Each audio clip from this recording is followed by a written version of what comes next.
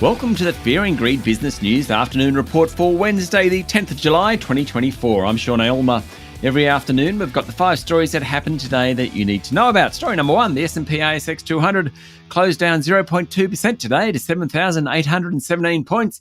It fell on the opening, then scrambled higher for most of the day. Then it dropped, and then it spiked. Crazy day, really. The utilities and materials sectors were the worst on the day, while telcos were the best. Iron ore futures were lower, pulling down the big miners. BHP, Fortescue Metals Group and Rio Tinto all fell more than 1%. Telstra's share price continued its run of yesterday, jumping another 2.4%. In fact, it hit a 10-month high today. The banks were mixed, while the big retailers were generally higher. Insignia Financial's share price fell 7% after it told investors that it hadn't asked for M&A help from investment group Citi, as had been written in the media. And Bell Financial's share price jumped after it said it expects its first half profit pre-tax to rise by nearly 50%.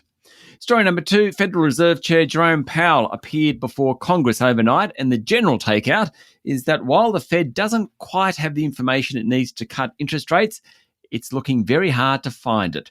The quote that everyone seems to have focused on is, "Elevated inflation is not the only risk we face.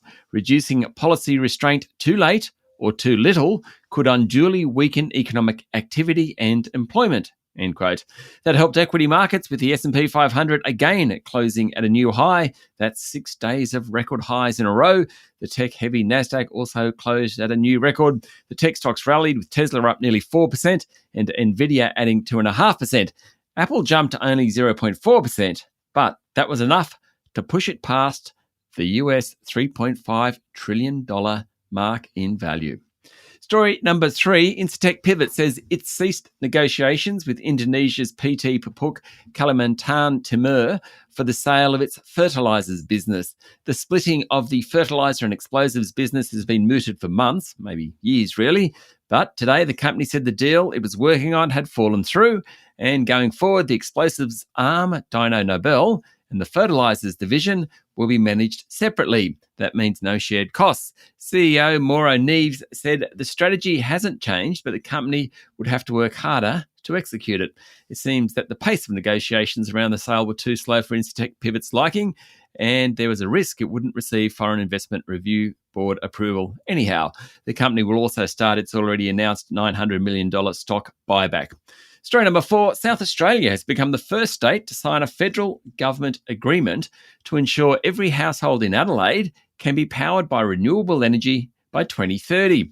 The Renewable Energy Transformation Agreement is part of the federal government's plan to have an additional 32 gigawatts of renewable generation and storage built and operating by the end of the decade.